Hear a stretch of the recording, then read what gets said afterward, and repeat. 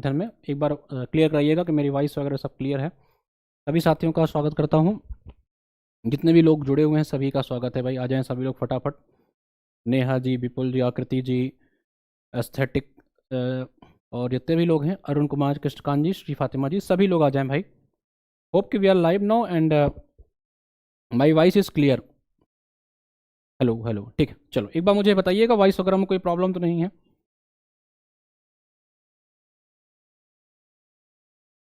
लोग हैं, ठीक, ओके, फाइन है वॉइस। चलें, स्वागत है आप सभी का। और आज संडे है और संडे वाले दिन अब हम लोग मॉक जरूर किया करेंगे। अभी तक हम लोग संडे ऑफ रखते थे, लेकिन अब परीक्षा क्योंकि पास आ गई है तो मैं भी मेहनत डबल करने के लिए तत्पर हूँ और होप कि आप सब भी अच्छे मेहनत करने के लिए तैयार हो। ठीक है, पढ़ाई लिखाई आप सभी कैसे चल रही है? एक बार फटाक सभी लोग थम्स अप करके बता दो कि आपकी पढ़ाई चल रही है कि ये बस मौज मस्ती चल रही है। भाई एक बार थम्स अप करके सभी लोग बता दो कैसी चल रही पढ़ाई आपकी। ठीक है, सभी लोग लाइक का बटन बता करके बताओ कैसी चल रही पढ़ाई आपकी। थम्स अप तो कर दो एक बार कि हाँ सर पढ़ाई चल रही है, बढ़िया चल रही, रिवाइज वगैरह हो रहा है। ठीक है, चलो यूपीजीडीसी आपकी परीक्षा 31 को मई को है और कई विद्यार्थी पूछते भी रहते हैं सर इसकी परीक्षा टलेगी तो नहीं, बीएड का परीक्षा है। तो भाई देखो, टलने टुलाने वाली बात जो होगी ये कमीशन के ऊपर है। हमारा काम है 31 मई को मानकर पढ़ाई करना। ठीक है, टलेगा तो थोड़ा समय मिल जाएगा, नहीं टलेगा तो उसी समय पे होगा। अभी 31 मई मान के पढ़ाई करो बस। ठीक है सर, एक रिक्वेस्ट था कि पूर्वालोकन सॉल्व कर लें तो ठीक होगा, क्योंकि बुक लेंदी है तो 2 बार नहीं हो पाएगा। कर लो, पूर्वालोकन कर सकते हो तो कर लो। अगर आप लोग कहिए तो सर आपके जीएस का उसमें क्या क्या ये लिखा हुआ है ये देख लीजिए। इसमें टॉपिक वाइज आपको क्लास, पीवाईक्यू की class, question bank, PDF, quick revision notes. सबसे बेहतरीन चीज़ आपको ये क्विक रिवीजन नोट्स मिल जाएगा। 12 मंथ्स के करंट अफेयर की पीडीएफ, 20 से ज़्यादा मॉक टेस्ट। हमने यहाँ 20 लिख रखा है और अब तक ये 40 प्लस हो चुका है। 40 प्लस, मुझे लग रहा है बैच में दुगना दे दिया आपको। ठीक है, जितना कमिटमेंट करते हैं उससे ज़्यादा ही देंगे, कम नहीं देंगे। प्रयास ये रहता है कि जितना आपसे कमिटमेंट किया जाए देने का उससे ज़्यादा ही दें। 20 प्लस मॉक की बात हम लोग ने की थी, 40 प्लस दे चुके हैं। ठीक है, चलो आ जाओ, सभी साथी लोग जुड़ जाए, फटाफट जुड़ जाए। और ये क्लास सभी के लिए इंपॉर्टेंट है, आप चाहे जो परीक्षा देने जा रहे हो, जाने रहो। सिर्फ इलाहाबाद हाई कोर्ट या आप इसी के लिए नहीं, आप जहां जाओगे जीएस की मेरी क्लास आप देख करके जाना, सभी परीक्षा के लिए इंपॉर्टेंट होगी। चले भाई, बाकी टेस्ट सीरीज वगैरह है हर एग्जाम्स के, आप ज्वाइन कर सकते हैं। आज प्रश्नों की संख्या हमने सरल लिया हुआ है। ठीक है, मॉक आज आपका बहुत कठिन नहीं होगा, बहुत सरल मॉक होगा। तो आज के मॉक का टारगेट होना चाहिए 25 प्लस। आज मैं आपको टारगेट दे रहा हूं 25 प्लस। ठीक है, आज का जो हमारा मॉक का टारगेट है वो है 25 प्लस क्वेश्चन। ठीक है, तो जिनका 25 प्लस रहेगा वो अपनी तैयारी आज बेहतर मान के करेंगे और बेईमानी नहीं, ईमानदारी के साथ। और हाँ, जो टॉप 3 अपने पिछले मॉक टेस्ट में हुए थे उन सभी की प्राइज मनी जो है आज या कल में जो है उनको उनके अकाउंट में सेंड कर दी जाएगी। तो 2 लोगों से कांटेक्ट हो चुका है भाई, तीसरा जो टॉपर था अभी मिला नहीं है। अगर वो हमसे कांटेक्ट नहीं करेंगे तो हम लोग चौथे टॉपर को प्राइज मनी दे देंगे, इसलिए। और हाँ, इस संडे को हम लोग फिर एक लाइव मॉक करने वाले हैं, डिटेल बता देंगे। उत्तर प्रदेश का कौन सा जिला चूड़ियों के लिए बड़ा फेमस है? अब कहोगे सर इतनी चूड़ियां काहे लिए आप बार बार प्रश्न ला रहे हो? ये चूड़ियों वाला प्रश्न सर आप बार बार काहे लिए ला रहे हो? बहुत बढ़िया, बहुत बढ़िया। इसलिए बार बार ला रहे हैं भाई क्योंकि ये प्रश्न आपकी परीक्षा में आने जा रहा है।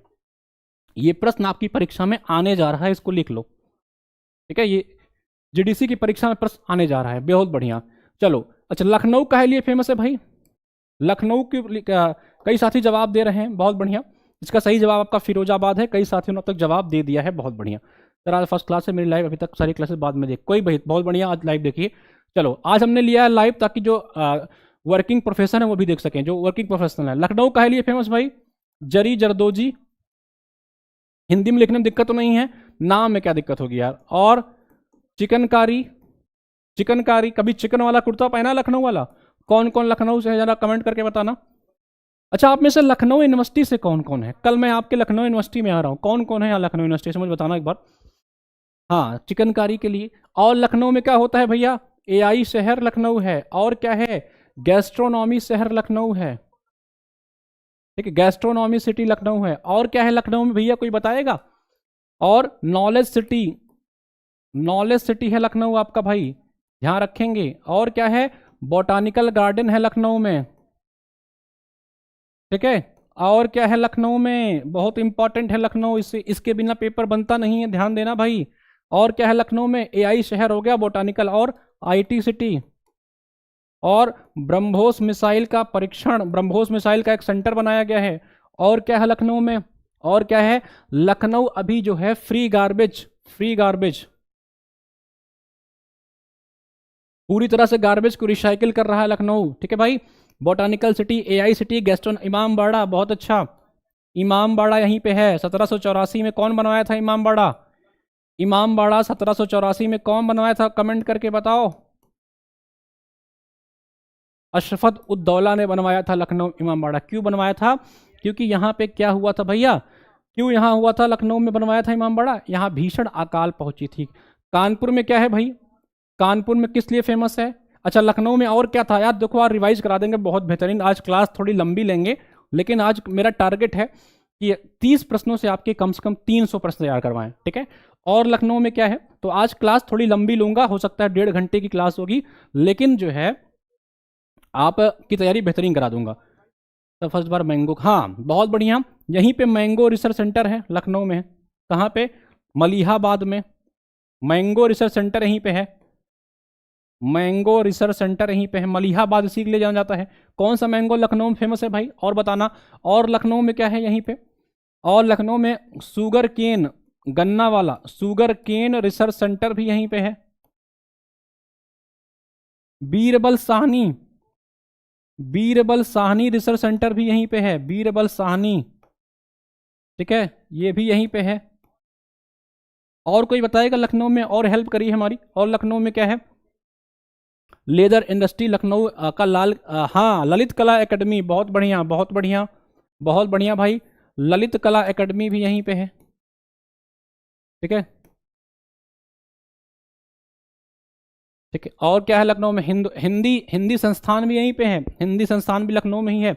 भारतेंदु नाटक, भारतेंदु यूनिवर्सिटी भी लखनऊ में, बहुत बढ़िया बहुत बढ़िया बहुत बढ़िया बहुत बढ़िया जवाब, ठीक है। मलिहाबाद मोतीलाल नेहरू संग्रहालय यहीं पे है, बहुत बढ़िया जवाब, बहुत शानदार तैयारी। कानपुर में क्या है भैया, sugar technology research centre Kanpur में है। बिठूर मठ, कौन सा मठ आपका, बिठूर मठ यहीं पे है।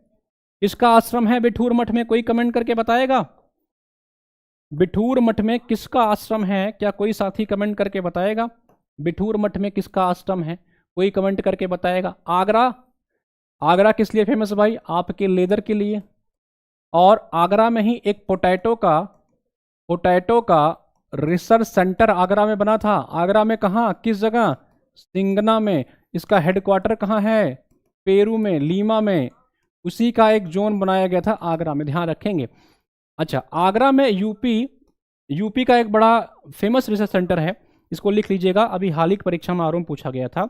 इसका नाम है आपका, बड़ा फेमस संस्था है, इसका नाम है आप national chamber of industry and commerce, ठीक है। क्या नाम है, national chambers of industry and commerce, यहां लिख लीजिएगा, नेशनल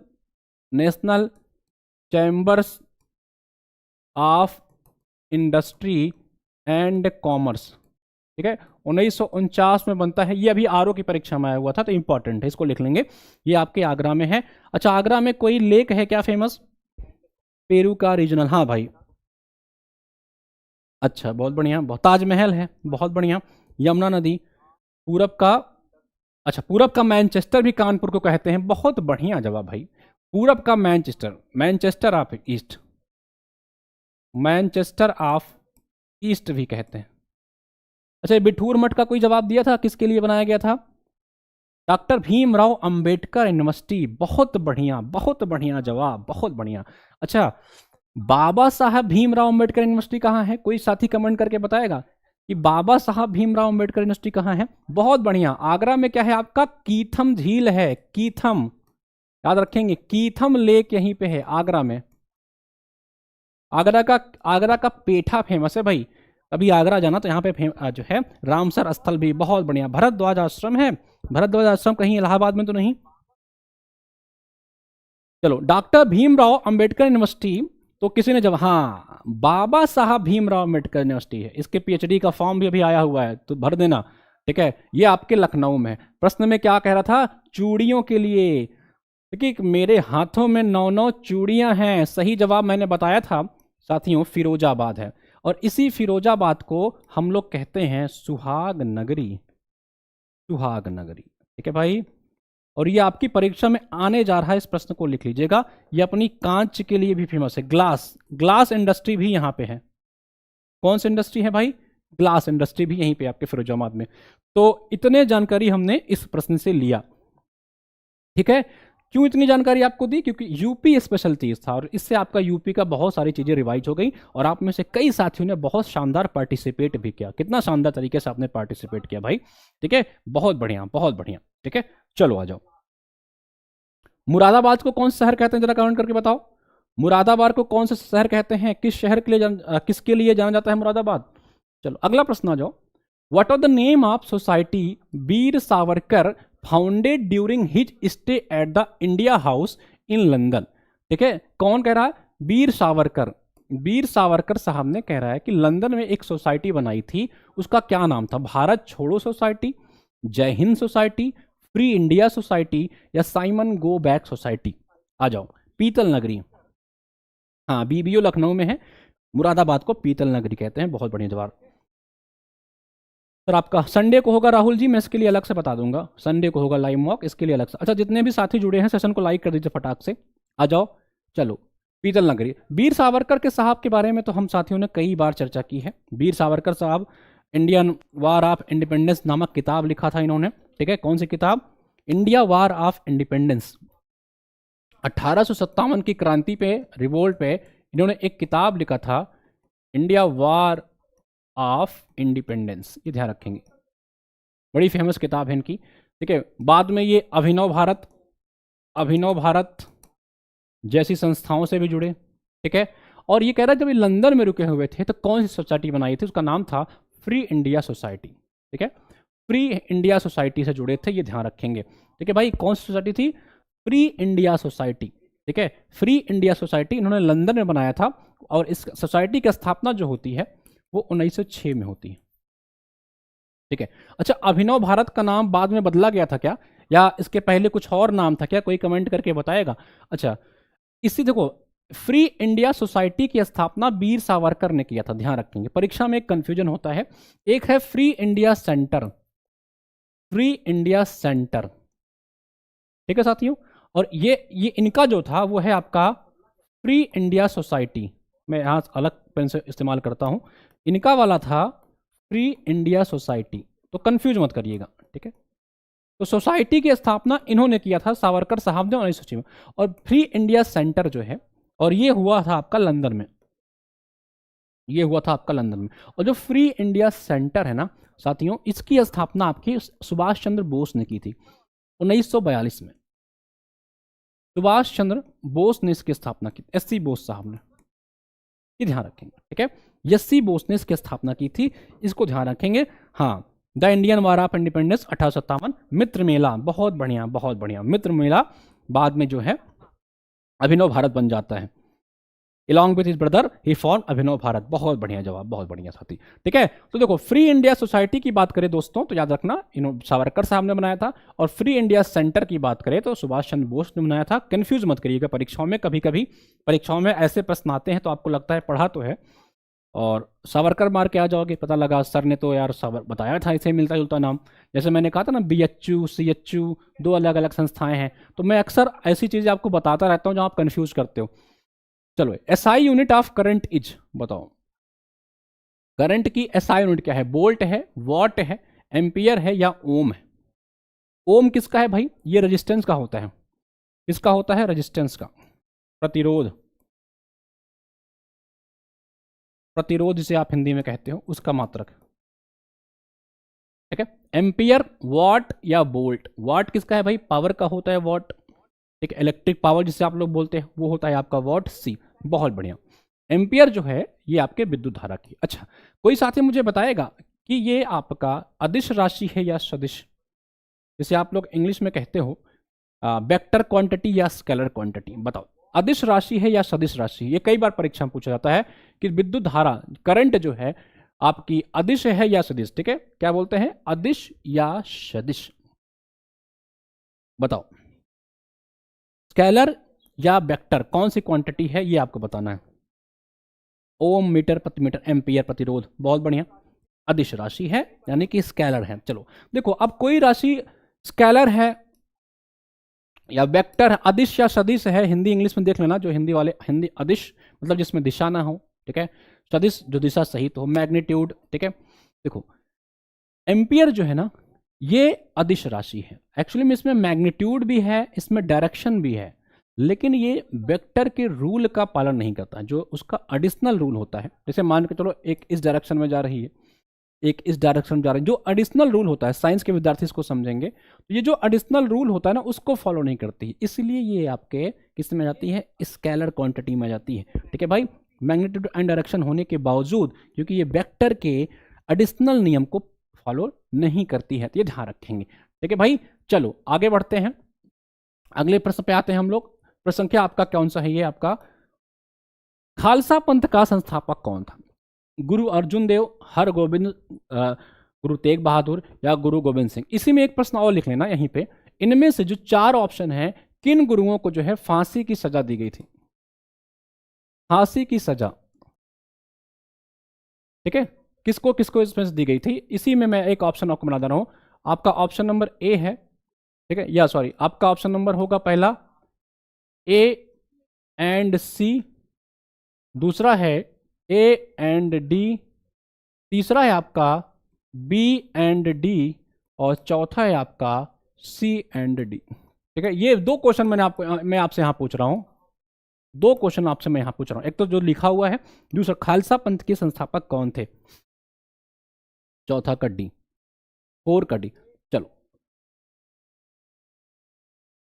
तो भैया खालसा पंथ के संस्थापक कौन थे? खालसा पंथ के संस्थापक कौन थे? आप में से कई साथी जवाब दे चुके हैं, गुरु तेग बहादुर सिंह, बहुत बढ़िया।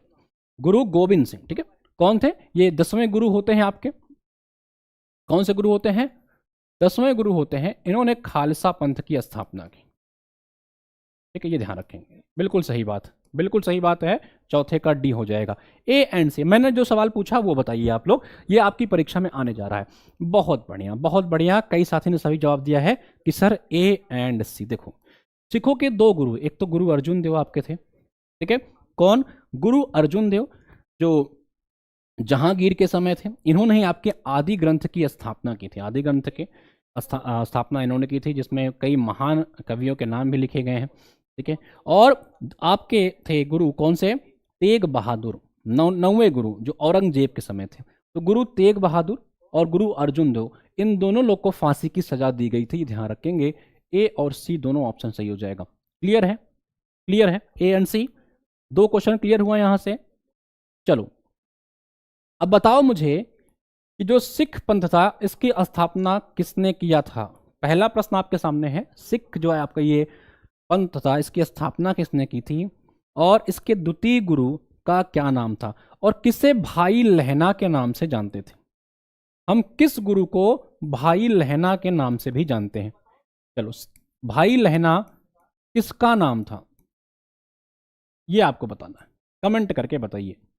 भाई लहना किस गुरु का नाम था? कड़ा कृपाड़, केस कटार, कंघी, बहुत बढ़िया, तेग बहादुर सर, हाँ बहुत बढ़िया, बहुत बढ़िया। तो गुरु नानक देव ने स्थापना की थी, ठीक है। भाई लहना किसको कहते थे बताना? गुरु अंगद को। बड़ा, बहुत बहुत बढ़िया, बड़ा बहुत बढ़िया, विष्णु जी ने जो है ये बताया। गुरु अंगद जी को हम लोग भाई लहना के नाम से जानते थे। ये कौन थे? ये आपके गुरु नानक के क्या हुए? शिष्य थे, और बाद में यही आपके दूसरे गुरु बनते। बहुत बढ़िया, बहुत बढ़िया। ये कई बार परीक्षा में आया हुआ है कि किस गुरु को भाई लहना के नाम से जानते थे, याद रखिएगा, परीक्षा में आया हुआ प्रश्न है। गुरु नानक अंगद सेकंड गुरु थे ये। चले अगले प्रश्न पे आ जाइए। रीजनिंग की प्रश्न है, इसको आप लोग बताइए, फटाक से इसका जवाब दीजिए। 1 मिनट का आपको टाइम दे रहा हूं, 1 मिनट का मतलब 30 सेकंड का टाइम है। ये परीक्षा समझ लो आपको चल रही है लाइव। 30 सेकंड में इसका जवाब दीजिएगा, और नहीं दे पाएंगे तो हम आगे बढ़ जाएंगे। इसको आपको हल करना है, लॉजिक निकालिए इसमें, हल करिए फटाक से। समय आपका अब शुरू हो चुका है, टाइमर आपका शुरू हो चुका है, ठीक है। 30 सेकंड का टाइम है आपके पास। सबसे पहले जिसका जवाब आएगा उसको 10% का एक्स्ट्रा ऑफ बैच पे, ठीक है। अच्छा, एक और आपको सूचना देनी है कि हम लोग मैराथन स्टार्ट करने चल रहे हैं यूपीजीडीसी की। ठीक है, तो किस सब्जेक्ट का मैराथन आपको सबसे पहले चाहिए वो भी कमेंट करके बताइएगा। 30 सेकंड का टाइम है आपके पास, फटाक से जवाब दीजिए इसका। 5, 10, 36, 60, 75। अगला क्या आएगा? ठीक है, 13 अप्रैल सर्वोच्च न्यायालय गुरु गोविंद सिंह। हाँ, गुरु लिपि के जनक जो हैं गुरु अंगद जी ही माने जाते हैं। बहुत बढ़िया जवाब। चलो, फटाक से जवाब दो इसको। इसका जवाब आप लोग लिखो कमेंट में, हम अगले क्वेश्चन की तरफ बढ़ते हैं। रीजनिंग का प्रश्न मैं आपके ऊपर छोड़ रहा हूँ, ये मैं नहीं सॉल्व करा रहा रीजनिंग। चलो, हुआ the author of the book the problems of east. Sir, जो लोग बैच ले चुके हैं उनके लिए क्या ऑफर है? जो लोग बैच ले चुके हैं उनको कौन सा बैच चाहिए? जो लोग बैच ले चुके हैं भाई, उनको जितना ऑफर चल रहा होगा उससे ज़्यादा दिला देंगे, इससे ज़्यादा क्या करें। ठीक है, ज्योग्राफी पहले सर। चलो आ जाओ, इस प्रश्न पे आ जाओ। रीजनिंग वाला प्रश्न सॉल्व करके आंसर मुझे दे देना। अच्छा प्रश्न है वो, सरल प्रश्न नहीं है। डी। चलो, रीजनिंग का प्रश्न मुझे सही जवाब चाहिए। ठीक है, चलो, द प्रॉब्लम ऑफ ईस्ट के कौन लेखक है आपसे पूछ रहा है? लिट्टन, कर्जन, बिस्टन, चर्चिल। अच्छा, चर्चिल का नाम सुना है? इसने गांधी जी को क्या बोला था? हाफ नेक्ड फकीर बोला था गांधी जी को इसने। ठीक है, कौन? चर्चिल ने। इसने गांधी जी के देख इसकी फटी पड़ी रहती थी, अरे यार ये आदमी न इसके तन पे कपड़ा, न एकदम जर्जर आदमी है, ये क्या कर दे रहा है। उन्होंने गांधी जी को कहा था हाफ नेक्ड फकीर। ध्यान देंगे, कौन कहा था? चर्चिल ने। हाफ नेक्ड फकीर, अर्धनग्न फकीर गांधी जी को इसने कहा था, ये ध्यान रखेंगे। कर देंगे सर, हाँ करके आंसर बताइएगा उसका। गांधी जी को इसने हाफ नेक्ड फकीर कहा था या हाफ अर्धनग्न फकीर कहा था, ध्यान रखेंगे। गांधी जी से इसकी भैया गम चिढ़ा हुआ था कि यार ये आदमी कैसा है यार, हिला कर रख दिया है सब। करजन, करजन को हमने कभी करजन कहा ही नहीं। जो मेरे क्लास में होंगे, हमने हमेशा इसको दुर्जन सिंह के नाम से जाना। ठीक है, मैंने हमेशा इसको दुर्जन सिंह बुलाया, मेरे करण अर्जुन आएंगे नहीं। ठीक है, ध्यान रखेंगे। दुर्जन, इसी के समय बंगाल का विभाजन होता है। ठीक है, बंगाल का विभाजन जो होता है ना, इसी के समय होता है, करजन के समय। ठीक है भाई, ये ध्यान रखेंगे। तो इसी ने एक किताब लिखी थी, the problem of the east. ठीक है, ध्यान रखेंगे, ये करजन की ही जो है समय की किताब आई, द प्रॉब्लम ऑफ ईस्ट की किताब है। सिस्टम हिला दिया था गांधी जी ने, हाँ भाई, इसी के समय जो है किताब आती है। और इसने कांग्रेस के बारे में एक बात कही थी कि मैं कांग्रेस को शांतिपूर्ण ढंग से समाप्त होते हुए देखना चाहता हूं। क्या बोला था? कि कांग्रेस जो है धीरे धीरे समाप्त हो जाएगी और मैं इसकी शांतिपूर्ण मृत्यु का इंतजार कर रहा हूं। ठीक है, ये ध्यान रखें, करजन ने कहा था। अच्छा, कांग्रेस की जब स्थापना हुई थी उस समय गवर्नर जनरल कौन था? कोई कमेंट करके बताएगा क्या? जब कांग्रेस की स्थापना हुई थी उस समय भारत का गवर्नर जनरल कौन था? चलो, तो ये बात याद रखेंगे। लिट्टन ने अफगानों की पॉलिसी अपनाई थी, अफगान नीति अपनाई थी, ये ध्यान रखेंगे। तो इसका जो सही जवाब है the problem of the east, ये पुस्तक लिखा है आपके करजन जी ने। इसका ध्यान रखेंगे सभी साथी लोग। अगले प्रश्न की तरफ बढ़ते हैं। चलो, एसिटिक अम्ल, कुछ एसिड दिए गए हैं, उनके सोर्सेज दिए गए हैं, बताओ। एसिटिक अम्ल, एसिटिक एसिड, लैक्टिक एसिड। हाँ, तब 1894 प्रॉब्लम आज पतन होते देखना चाहते हैं, बहुत बढ़िया। डफरिन, बहुत बढ़िया। तो कांग्रेस की जब स्थापना हुई थी ना दोस्तों, तो उस समय जो गवर्नर था या वायसराय था वो था डफरिन। डफर था ये, डफर, एक नंबर का डफर आदमी, जिसको लगता था अरे बनाने दो, क्या ही कर लेंगे मेरा। ठीक है, वो आजकल इंस्टा पर रील नहीं चल रहा है, हाय लिख के भेज देता हूँ क्या ही हो जाएगा, पता लगा कि ब्याह हो गया, पकड़ हुआ। तो वही डफरिन को लगता था कि यार बनने दो कांग्रेस, क्या ही कर लेंगे ये। बन गया कांग्रेस, निपटा दिए गए फिर धीरे धीरे। तो इसको इसलिए डफर कहा गया, डफर। इसने कांग्रेस के लिए एक शब्द बोला था, क्या कहता है? माइक्रोस्कोपिक व्यू रखती है कांग्रेस, सूक्ष्मदर्शी व्यू रखती है, सभी को जो है ये नहीं देखती है, कुछ ही लोग को देखती है। हिंदुओं की पार्टी, बाद में चर्चिल ने भी कहा था, ये ध्यान रखेंगे। सातवें का भी आ जाओ। एसिटिक अम्ल किस में पाया जाता है? दूध में। क्या होगा भाई? दूध में क्या होगा आपका? लैक्टिक। ठीक है, बी का चौथा मार दो, बी का चौथा। ब्यूटेरिक, बा से ब्यूटेरिक, बा से बटर, है कहीं बटर? चलो बटर पकड़ो, अमूल बटर। चलो ठीक है भाई, ये पकड़ लेते हैं। अगला क्या है आपका? साइट्रिक। साइट्रिक किसमें? एसिटिक किसमें होगा? सिरका में भाई, एसिटिक सिरका में पकड़ लो। सिट्रिक किसमें होगा? नींबू। तो ए का, बी का आपका चौथा, बी का चौथा किसमें किसमें है? ये ऑप्शन गया, एक ऑप्शन गया। सी का देखो, सी का क्या है? पहला, ये ऑप्शन सही है क्या? सातवें का बी, बहुत बढ़िया, लैक्टिक। सर हाय लिखने से हो जाए लिख के देखो क्या पता हो जाए। चलो भाई, अच्छा दूध के बारे में थोड़ा जानकारी ले लो, दूध के बारे में थोड़ा जानकारी ले लो। ठीक है भाई, आ जाओ। देखो दूध का रंग एक तो सफेद होता है, व्हाइट जिसे आप लोग कहते हो, ठीक है, एक तो पीला होता है। दो कारण होते हैं दूध, गाय का दूध हल्का सा पीला होता है। तो कभी कभी परीक्षा में पूछता है कि दूध का रंग सफेद, इश्क का रंग सफेद नहीं मैं कह रहा हूं यहां, ठीक है भाई। दूध का रंग सफेद किसके कारण होता है, ये कई बार परीक्षाओं में पूछे जाते हैं, साथ ही ध्यान रखेंगे। तो अगर पूछे कि दूध का व्हाइटिश कलर किसके लिए है, तो ये कैल्शियम के कारण होता है, ये कई बार परीक्षाओं में पूछा गया है। और पीला किसके कारण होता है, ये कैरोटीन के कारण पीला होता है। इन दोनों में अंतर, बीटा कैरोटीन पूरा नाम है, बीटा कैरोटीन। तो ये कई बार परीक्षाओं में पूछा गया, ध्यान रखें। ठीक है, नींबू, नींबू किसका स्रोत है भाई, नींबू जो है ये विटामिन सी का स्रोत है। विटामिन सी नींबू में पाया जाता है, और इसकी कमी हो जाती है ना तो स्कर्वी नामक एक डिसीज हो जाती है, स्कर्वी। ठीक है, ये ध्यान रखें। अच्छा कभी कभी परीक्षा में पूछता है कि सबसे ज्यादा विटामिन सो किसमें पाया जाता है दोस्तों, याद रखेंगे आंवला में, इंडियन गूसबेरी, आंवला। और अगर पूछे यूपी में सबसे ज्यादा आंवला कहाँ पाया जाता है दोस्तों, तो चले जाना प्रतापगढ़, वहीं आपको आंवले का जो है एक एक सामान मिल जाएगा। ठीक है, क्लियर है। कैरोटीन, बहुत बढ़िया, बहुत बढ़िया, बहुत बढ़िया, बहुत बढ़िया जवाब। तो सही जवाब इसका क्या था, ऑप्शन बी था, इसको लगा लेंगे। बंद मक्खन खाते हो नहीं खाते हो, बंद मक्खन होता है कि बन मक्खन होता है, गूसबेरी, बताओ बंद मक्खन होता है कि बंद मक्खन होता है, कहीं भैया एक बंद मक्खन खिलाना। चलो अगले प्रश्न आते हैं। Consider the following statement and select the correct answer. साथियों देखो पहला चैलेंज तो आपकी परीक्षा में यही है कि प्रश्न अच्छे से पढ़ लेना। ठीक है, यहां पे लिख लो। तुम लोग यार गलती बहुत करते हो, ऐसे मैंने टेस्ट में भी देखा कई विद्यार्थी गलत पढ़ रहे थे। परीक्षा में पढ़ लेना कि आपसे करेक्ट पूछ रहा है या इनकरेक्ट पूछ रहा है भाई। ठीक है, अगर करेक्ट पूछा है और तुमने इनकरेक्ट मार्क के चले आए, और इनकरेक्ट पूछा है करेक्ट मार्क के चले आए, तो फिर जीने की फिर इच्छा खत्म हो जाएगी, ये समझ लो। और परीक्षा कहीं तुम्हारा एक नंबर से पीटी नहीं हुआ ना, तो और जीने की इच्छा खत्म हो जाएगी। और क्यों खत्म हो जाएगी, तैयारी कम नहीं था, हमने पढ़ा नहीं सर। फिर बोल के आते कि अच्छा है कि मैं अंधा हूं। ठीक है भाई, तो इस चीज का ध्यान रखेंगे। चलो, नहीं तो मैं घर का मक्खन खाती थी, आज ही खाया है, बहुत बढ़िया बहुत बढ़िया। ठीक है, मक्खन मलाई खाओ, बस चयन लेके आओ बस भाई। सिलेक्शन लेने चले हो ना आप लोग।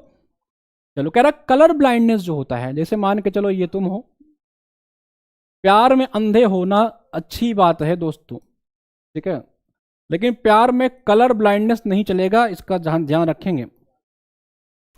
तुम जो प्यार में अंधे हो ना, इसको मैं रेड से करता हूं। कह रहा है जो कलर ब्लाइंडनेस है ना is more common in main. देख लो भाई, ये केवल कलर ब्लाइंडनेस नहीं है, लव का ब्लाइंडनेस भी मोर कॉमन इन मेन है भैया, ये डाटा सर्वे आया है, वो ध्यान रखेंगे। Colour blindness is more common in men than women, मतलब आदमी ज्यादा अंधा है, मेन जो है ज्यादा अंधा है प्यार में, इश्क में, साथ ही साथ आपके कलर ब्लाइंडनेस में। बहुत बढ़िया। Blindness occur in the elderly not in the youth. क्या बात कर रहा है, क्या बात कर रहा है भाई, ऐसे कैसे।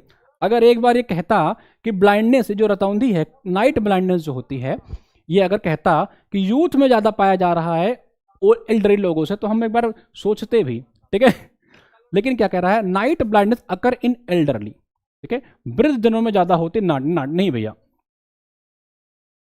ये जेनेटिक डिसीज है colour blindness, this is a genetic disease. और इसका जो कॉज होता है ना, इसके जो वाहक होती हैं वो महिलाएं ही होती हैं, लेकिन ज़्यादा पाया ये पुरुषों में जाता है, इसका ध्यान रखें। ठीक है, ज़्यादा इसकी वाहक जो है, इसको जो कैरी करती हैं महिलाएं होती हैं, ज़्यादातर पाया पुरुषों में जाता है, और किसी भी पुरुष में हो सकता है, छोटा बड़ा किसी में हो सकता है। अंधा प्यार में या नाइट ब्लाइंडनेस किसी को भी हो सकता है भाई। ठीक है, वो कहते हैं ना, कौन कहता है कि बूढ़े इश्क नहीं करते। ठीक है, तो दूसरा ऑप्शन गलत है, पहला बिल्कुल सही है। ठीक है, पहला ऑप्शन बिल्कुल सही है। अब आपसे करेक्ट पूछा था तो ऑप्शन नंबर 1 हो जाएगा करेक्ट। ठीक है, ये ध्यान रखेंगे। सर ये प्यार में अंधा होना इसका क्या लिख रहे हैं, 8% पुरुषों में पाया जाता है, बहुत बढ़िया। देखो कितना डेटा अंतर है, डेटा कितना अंतर है, 8% पुरुषों में है, 0.5% महिलाओं। भाई महिलाओं को और काम है, वो पढ़ लिख करके आईएएस बन रही, अधिकारी बन रही, असिस्टेंट प्रोफेसर बनेंगी, ठीक है, और तुम यहाँ प्यार में अंधे ही हो रहे हो। ये ध्यान रखेंगे। मेंस में 8% के आसपास पाया जाता है, वुमेन्स में कम है, 0.5% के आसपास है। इसका ध्यान रखेंगे सभी साथी लोग। तो अच्छा, ये किसके कारण होता है? ये विटामिन ए की कमी के कारण होता है। किसकी? Vitamin A. और विटामिन ए का जो मेजर सोर्सेस है भैया, आपके गाजर हो गई, हरी सब्जियां हो गई, ठीक है, ये सब खाया करो। जो सुबह सुबह छान देते हो पकौड़ा, बंद मक्खन, उससे काम नहीं होगा। अंधा चलेगा भाई प्यार में होना, लेकिन थोड़ा खाया भी करो, ठीक है भाई। चलो, इसका सही जवाब ऑप्शन नंबर ए था, इसको लगा लेंगे। कॉजेज भी मैंने बता दिया। विच of following river crosses the equator twice during its flow? Nile, Congo, niger, Amazon. पपीता, बहुत बढ़िया। हरा, हाँ ग्रीन, हरा और लाल रंग में भेद नहीं कर पाते। किसमें? हरा और लाल, ठीक है।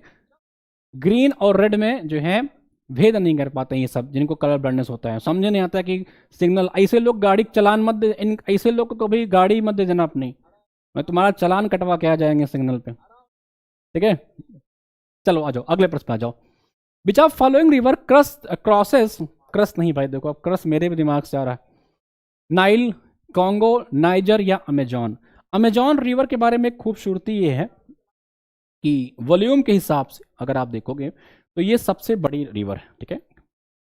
वॉल्यूम, वॉल्यूम, वॉल्यूम जिसे आप लोग कहते हो। इन्वर्टर, गांव में जाते हो कभी, इन्वाइटर बोलते हैं, इन्वाइटर। कभी आओ अवध रेंज में तो वहाँ इन्वर्टर को इन्वाइटर बोलेंगे, वॉल्यूम बोलेंगे, तो वॉल्यूम के हिसाब से अगर आप देखोगे तो अमेजॉन जो है काफ़ी बिगेस्ट रिवर आती है भाई, ये ध्यान रखेंगे सभी साथी लोग। और ये इंडीज पर्वत से निकलती है, पेरू के आसपास। और नाइल रिवर कहाँ से निकलती है? बड़ा अच्छा प्रश्न है, नाइल कई बार पूछा गया है। ये आपके विक्टोरिया से निकलती है। इस लेक से? विक्टोरिया लेक से निकलती है। ये विक्टोरिया लेक जो है ना, 3 देशों के जो है बॉर्डर पे है। हमारा एक दोस्त था, उसका नाम था उमाकांत तिवारी, तो हमने उसी के नाम से इसको याद रखा था। युगांडा, केनिया और तंजानिया, इन 3 देशों के जो है बॉर्डर पे ध्यान रखेंगे। इसका जो सही जवाब है, कौन सी नदी अपने बहाव में भूमध्य रेखा को 2 बार काटती है? तो वो है आपका कांगो, ठीक है भाई, ये ध्यान रखेंगे। कांगो जो है 2 बार काटती है विक्टोरिया। सर हम पता इलाहाबाद जिले से भाई, प्रयागराज जिले से, लेक विक्टोरिया। तो मैंने उमाकांत तिवारी के नाम से याद किया था, आप चाहो तो उसके नाम से याद कर लो, या आपका कोई फ्रेंड हो आप उसके नाम से याद कर सकते हो। तो याद रखना, इसका जो सही जवाब था वो था ऑप्शन नंबर आपका बी, ठीक है। अच्छा, भारत में भी एक रिवर है जो ट्रॉपिक ऑफ कैंसर को 2 बार काटती है, उसका क्या नाम है? ट्रॉपिक ऑफ कैंसर को 2 बार काटती है, भारत की एक रिवर है, उसका क्या नाम है? ये परीक्षाओं में कई बार पूछा गया है, ये आप कमेंट करके बताओ। 9B कामोद, हाँ बहुत बढ़िया जवाब, बहुत बढ़िया, ठीक है। चलो, और इस रिवर के बारे में आपको बता दूं कि ये विंध्याचल रेंज से निकलती है, माही जिसका नाम है, ये ध्यान रखेंगे, ठीक है। क्या नाम है? माही। तो माही वे, ठीक है, ओ माही, इसे याद कर लेना, मैंने इसे याद किया था, शाहरुख खान का गाना है ना, ओ माही। तो 2 बार उसने माही माही कहा है, तो याद रखना ट्रॉपिक ऑफ कैंसर को 2 बार काटता है, इसको याद रखेंगे सभी साथी लोग। बाकी जो एक्स्ट्रा चीजें बताई उसको भी याद रखिएगा। इंडिया इनोवेशन इंडेक्स की क्या नाम है इसका? इंडिया इनोवेशन इंडेक्स, III या I3, कह रहा है कि किसके द्वारा निकल जाते हैं? नीति आयोग, सेबी, आरबीआई या सीएसओ। सीएसओ क्या डाटा निकालती है भाई? जीडीपी निकालती है आपकी, आईआईपी निकालती है आपकी, इन्फ्लेशन निकालती है आपकी, ये सीएसओ का काम है। आरबीआई क्या करती है भैया? मॉनेटरी पॉलिसी बनाती है भारत की। इसे हम लोग बैंकर्स का बैंक, पापा कहते हैं, बैंकों का पापा है ये, हमारा दादा है। हम लोग यहाँ खाता नहीं खुलवा सकते हैं, ठीक है। मॉनेटरी पॉलिसी भारत की आरबीआई बनाती है। अच्छा, आरबीआई की स्थापना अगर पूछे साथियों, तो इसकी स्थापना 1935 में एक एक्ट आया था, उसी एक्ट के द्वारा हुई थी, और 1937 में ये बन के तैयार हो गई। कमेटी के बारे में तो आप खुद बताओगे कि किस कमेटी ने इसका सुझाव दिया था, मैं बार बार बता चुका हूं, याद रखेंगे। 1 जनवरी 1949 को साथियों, 1 जनवरी 1949 को हमने इसका नेशनलाइजेशन कर दिया, राष्ट्रीयकरण कर दिया, इसको राष्ट्रीयकृत कर दिया, ये ध्यान रखेंगे, ठीक है। बैंकों के पिताजी हैं ये। चलो, अच्छा, सेबी की स्थापना कब हुई थी, कोई बताएगा क्या? और इसका हेडक्वार्टर कहाँ है? कोई मुझे बता दे तो मैं यहाँ पे लिख दूंगा सेबी। नीति आयोग भैया, नीति आयोग के पितामह माने जाते हैं नरेंद्र मोदी जी। ठीक है, पहले इसको योजना आयोग कहते थे। 1950 में योजना आयोग बन के तैयार हुआ था भारत में। ठीक है, और बाद में 2014 में हमने इसका नाम बदल करके नीति आयोग कर दिया, national institute of transforming India. ठीक है, इसको हमने नाम बदल दिया, मोदी जी ने इसका नाम बदलवाया और कहा भैया आज से इसका नाम नीति आयोग होगा। इसका स्थापना कब हुई थी नीति आयोग, को बताएगा? 2014 में या 15 में? नीति आयोग कब बना था, कमेंट करके बताओ। 2014 में बना या 15 में बना? कमेंट करके बताओ, फटाक से कमेंट करके बताओ यहाँ पे। नीति आयोग की स्थापना कब हुई मेरे भाई? हाँ, सेबी कहाँ है? सेबी की स्थापना 1988 में होती है और इसका हेडक्वार्टर जो है ये मुंबई में। चलो आ जाओ, 1 जनवरी 2015 को लिख लेना, 1 जनवरी 2015 को। ठीक है, ये बात याद रखेंगे। और भारत में इंडिया इनोवेशन जो इंडेक्स है ना, ये नीति आयोग ही जारी करता है, ये ध्यान रखेंगे सभी साथी लोग। नीति आयोग के जो अध्यक्ष होते हैं ना, इसके जो अध्यक्ष होते हैं वो भारत के प्रधानमंत्री ही होते हैं। ठीक है, अरविंद पनगड़िया का नाम अगर आप साथियों ने सुना होगा तो मुझे बताइएगा, अरविंद पनगड़िया नीति आयोग के क्या थे? और अरविंद पनगड़िया जी आज के समय में फाइनेंस कमीशन, जो 16th फाइनेंस कमीशन आपका बना हुआ है, इसके जो है चेयरमैन है या अध्यक्ष हैं अरविंद पनगड़िया जी। ये नीति आयोग से जुड़े हुए थे, आपको बताना है नीति आयोग के क्या रह चुके हैं।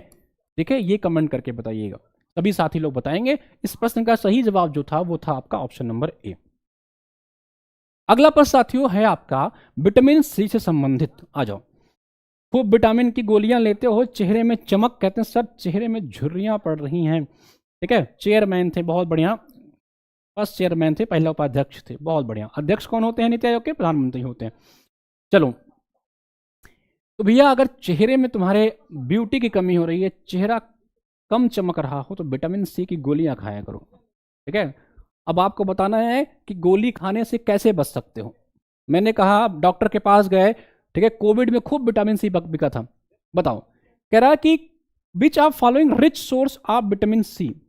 गाजर, गाजर गाजर गाजर मेरे भाई, गाजर आ जाओ। गाजर ये विटामिन ए का बड़ा इंपॉर्टेंट स्रोत है। ठीक है, मूली, रेडिश बड़ा इंपॉर्टेंट चीज है भाई, रेडिश याद रखना, ये किडनी स्टोन के लिए बड़े फायदेमंद होता है। कैल्शियम ऑक्जिलेट जो होते हैं ना, कैल्शियम ऑक्जिलेट, ये कॉज करते हैं किडनी स्टोन में, उसके लिए मूली बड़ा फायदेमंद होता है, ध्यान रखेंगे। डाइजेशन के लिए भी मूली बड़ा अच्छा होता है भाई, ये भी ध्यान रखेंगे। चलो, तो विटामिन सी का स्रोत मेरे साथी अगर याद रखेंगे विटामिन सी, तो आपका क्या हो जाएगा? संतरा, आपका नींबू। और इन सब में अगर पूछे सबसे ज्यादा विटामिन सी किस में पाया जाता है साथियों, तो सबसे ज्यादा जो विटामिन सी होता है वो मैंने अभी आपसे बताया कि आंवले में होता है, याद रखें, आंवले में होता है। तो कौन कौन सा ऑप्शन? आपको ऑप्शन नंबर ए और 1 और 3 लेना है। इसमें है आपका सी में। ठीक है, क्लियर है? सिट्रिक, गाजर मूली विटामिन ए, बहुत बढ़िया, खाओ खाओ संतरा खाओ। सिट्रिक एसिड, बहुत बढ़िया, सिट्रिक एसिड पाया जाता है आपके नींबू में, बहुत बढ़िया, हर खट्टे चीज में सिट्रिक एसिड होता है। हाँ, आंवला। लेकिन अगर ऑप्शन में आपसे ये पूछ लेता, ये मूली की जगह अगर एक प्रश्न यहां ऐसे बना देता, मैं इसको हटा रहा हूं, ठीक है, एक प्रश्न आपसे बनाता, परीक्षा में बना भी चुका है, कहता कि भैया नींबू, गाजर, संतरा, और ये मूली की जगह यहां पे लिखता आंवला। क्या लिखता? आंवला। और प्रश्न पे कहता इनमें से सबसे ज्यादा विटामिन सी इसमें पाया जाता है। तो एग्जाम में संतरा लगेगा खूब रसीला है, तो कभी रस रस देख करके किसी के पीछे मत भागना, नहीं जीवन में बहुत पछताओगे। ठीक है, तो संतरा मत लगा देना गलती से। मैं देख के लग रहा है यार संतरे में तो खूब रस होता है, खूब विटामिन सी पाया जाता होगा, तो भैया इसका ध्यान देना, विटामिन सी आंवले में ज्यादा पाया जाता है, कंपेरेटिवली आपके संतरा। हाँ भाई, लाइक करो सभी लोग, फटाक से लाइक करो सेशन को। ठीक है, सेशन को फटाक से दौड़ के लाइक करो सभी साथी लोग, थम्स अप करिए। विच of following statement is not correct? ठीक है, नॉट करेक्ट। ये इलाहाबाद हाई कोर्ट के आरओ के 2021 की परीक्षा में आया हुआ प्रश्न है, और मैंने आपको ये प्रश्न इनडायरेक्टली कराया हुआ है। अब आप साथी पूछते हो ना सर पीवाई क्यों रिपीट होता है कि नहीं होता है, अब आप इस प्रश्न को पढ़ोगे तो मैंने आपको पीवाईक्यू में कराया हुआ है, इलाहाबाद हाईकोर्ट की परीक्षा में आया हुआ प्रश्न, ठीक है। आ जाओ सभी साथी लोग एक बार फटाक से लाइक करो, जितने साथी लोग हैं। Sir are you single?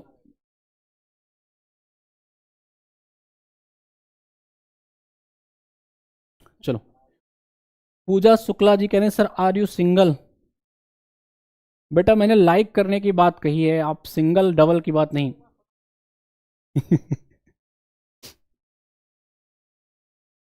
Like करने के लिए मैंने बोला, मुझे लाइक नहीं करना है, ये लाइक का जो बटन है ना वो दबा दीजिए, ठीक है। चलो, हाँ जी, चलो भैया। Plants store food in the form of starch, बहुत बढ़िया, बिल्कुल सही है। इडेबल पार्ट्स ऑफ पोटैटो, ये स्टीम ट्यूबर, बहुत बढ़िया, ये भी सही बात है। Sugar cane plant store sugar in their stems, ये भी बिल्कुल सही बात है। All plants can Uptake nitrogen directly from the atmosphere, ये बिल्कुल गलत बात है। मैंने आपको एक नहीं कई बार बताया इसको, ठीक है, कई बार बताया है, ठीक है भाई, एक बार नहीं मैंने साथियों, मैंने आपको कई बार बताया हुआ है। हाँ हाँ देख लिया।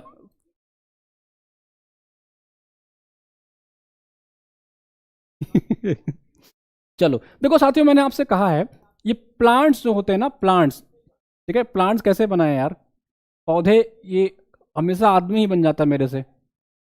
चलो प्लांट्स बनाता हूँ इसमें, चलो मान के चलो ये पत्तियां निकले हुए हैं, ये बाल नहीं है, पत्तियां हैं, ठीक है। चलो, कहते हैं ना बेटा कोई चित्र बनाओ तो हर बार साड़ी का किनारा बना देता हूँ,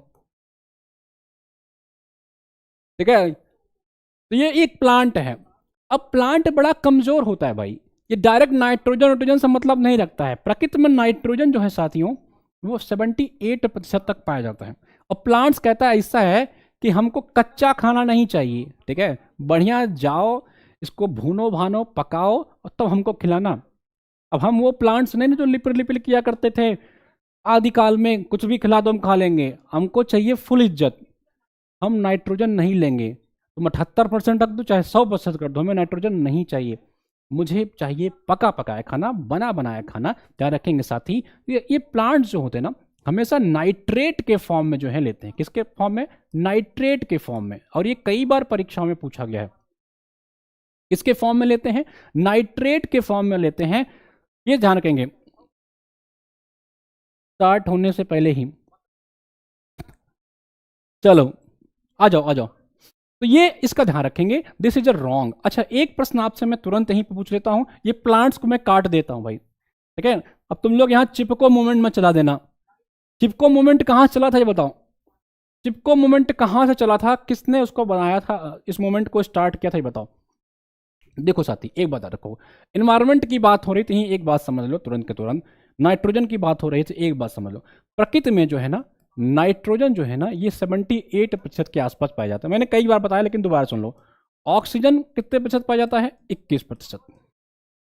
कार्बन डाइऑक्साइड कितने प्रतिशत पाया जाता है? ये आप बता दो, ये आप बता दो, मुझे पता है आप बता दोगे, ठीक है। एक बात मैंने आपसे और कही है कि जो CO2 होता है ना साथियों, कार्बन डाइऑक्साइड, ये अपने लिए लाभकारी भी है, ये अपने लिए हानिकारक भी है। लाभकारी मैंने इसलिए कहा है, फायदेमंद इसलिए कहा है साथियों, क्योंकि ये क्या करता है? फोटोसिंथेसिस में रोल प्ले करता है। हानिकारक इसलिए है साथियों क्योंकि ये ग्रीन हाउस गैस में उसके पीछे पड़ जाता है ये, ठीक है। किसके पीछे पड़ जाता है? जो सन से रेज आती हैं, अल्ट्रावायलेट रे, जब वो बेचारी घूम के जा रही होती हैं तो ये CO2 उसके पीछे पड़ जाता है, कहते कहाँ जा रही हो, आई लाइक यू, ठीक है। तो उसको जो है चादर की तरह रोकने का प्रयास करते हैं, रिझाने का प्रयास करते हैं। ये होते हैं इसके कुछ लफंगे यार और हैं, जैसे आपके वाटर वेपर, मीथेन, ये सब लफंगे दोस्त होते हैं जो उन रेज को जाने से रोकती हैं और फिर वही ग्रीन हाउस गैसेज जो है प्रोड्यूस करती हैं। ये ध्यान रखेंगे। इन्हीं ग्रीन हाउस के चक्कर में ये जो ग्रीन हाउस गैस है, ये लफंगे हैं GHG, इन्हीं के लिए योगी जी ने एंटी रोमियो स्क्वाड चलाया, ठीक है। उसे हम लोग कहते हैं एनवायरमेंट की भाषा में Kyoto protocol, anti Romeo squad है भाई। 1997 में ये आता है, 2005 से ये अप्लीकेबल है ग्रीन हाउस गैसेस के इमिशन को कंट्रोल करने के लिए, ये ध्यान रखेंगे, ठीक है भाई।